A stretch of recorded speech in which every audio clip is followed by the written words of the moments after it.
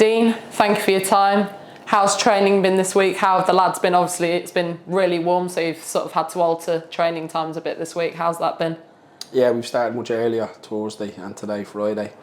We've been in at 8 a.m. rather than been at 10 a.m. So a little bit of a slight sleep change for the lads, but I don't think much of them will have sleep with the weather, but the weather's been great, hasn't it? I love the weather when it's like this. But good reaction to our defeat last week, positive week, and we'll see how we get on tomorrow, because football's all about Saturdays. You can train as much as you do as much as you want in training, but it's about what you do when you cross the white line on Saturday, and we're licking our lips about tomorrow's game. I can't wait for it. The lads were back in on Sunday after Saturday's result. How important was that in terms of being able to switch the focus straight away, really? Look, it was a tight game last week. That game could have gone either way. We 2 goals chalked off. We kept going, we kept pushing, so we showed real good signs. Little bits where we could do better. Definitely in midfield, we should do better. We're shipping out midfield too much. So to debrief the game on Sunday morning was excellent, because we could just draw a line under it and move on to the next game. And our main focus is the 46 games. I say this quite a lot, and it's one game at a time, but tomorrow's the start of an 8-month marathon. That's how long it is, and some managers won't survive that, and hopefully I can survive that, because it's a survival business, and I've been here a long time.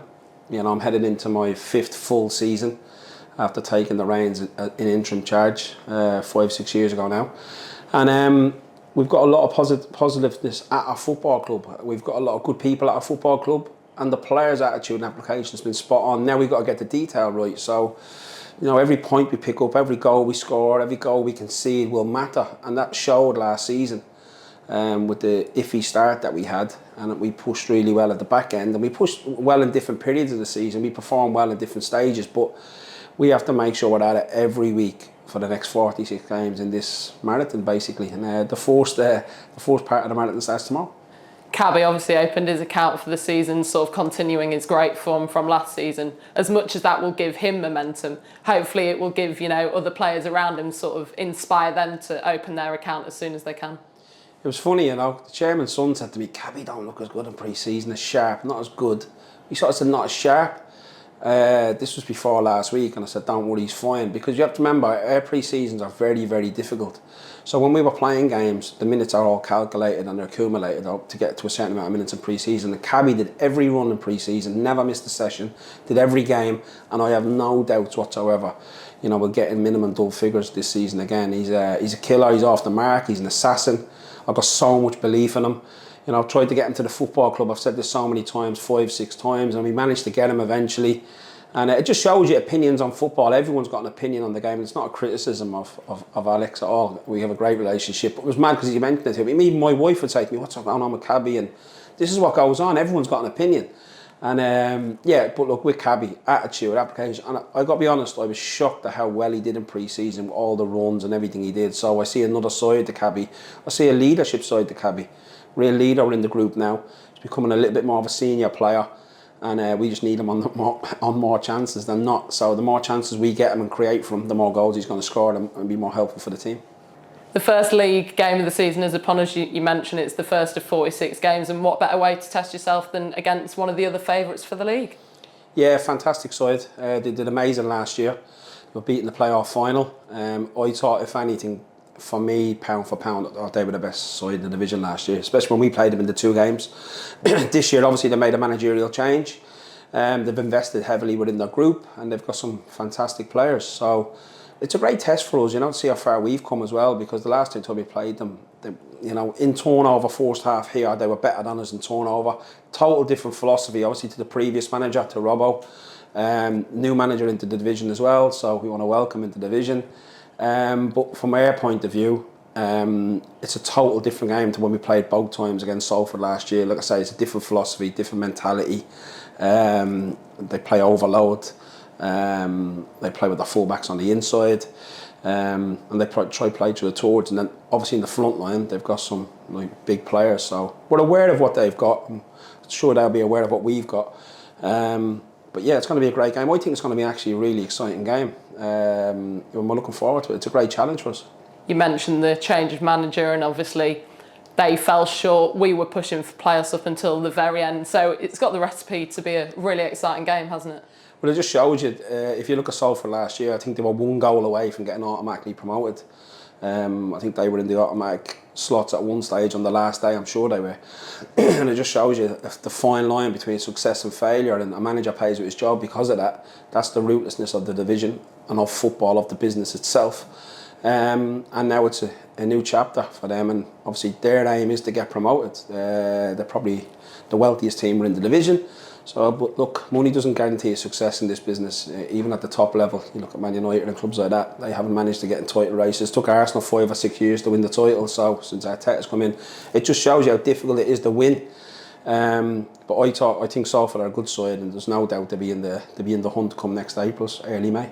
And they fell at the first hurdle of the Carabao Cup just like us, so both those mindsets will be wanting to win tomorrow. So I think everybody has teething problems. I always just say there's rhythm in the team. The team that starts the first game probably never, ever starts the last few games. So there's lots of things. And we're in the transfer windows now. You're sort of building 2 teams within a season, in the sense of like when the January one opens and when this one closes, and we still want to do 1 or 2 bits of business, and there's no doubt they want to do business, and every manager in the league will be saying similar things.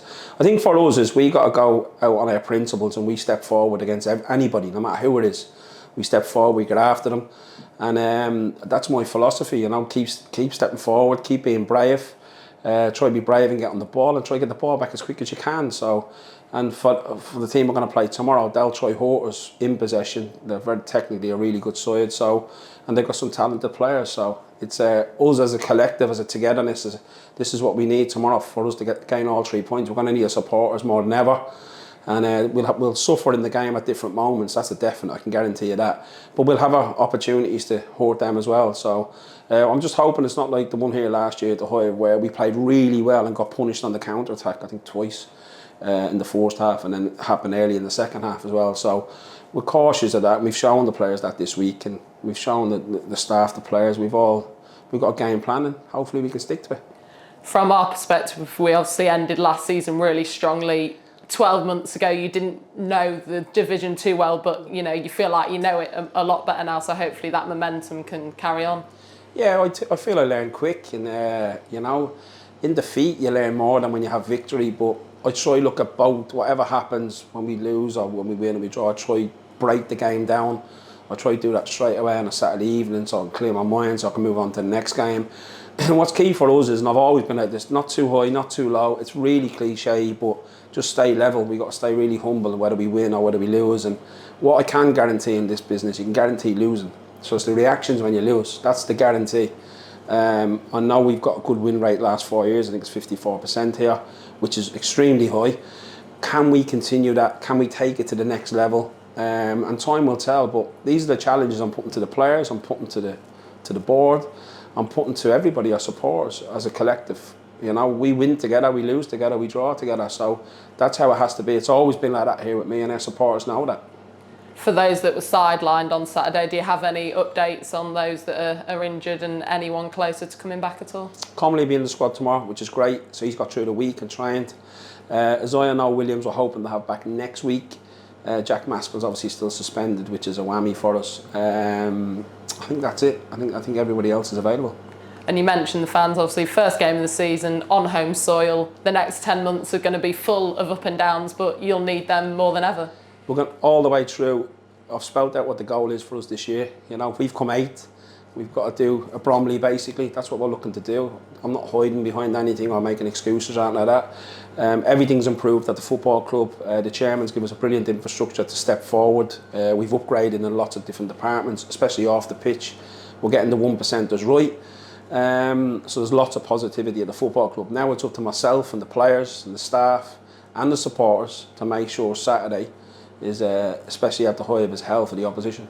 Thank you for your time and good luck tomorrow, Dee. Thanks a million.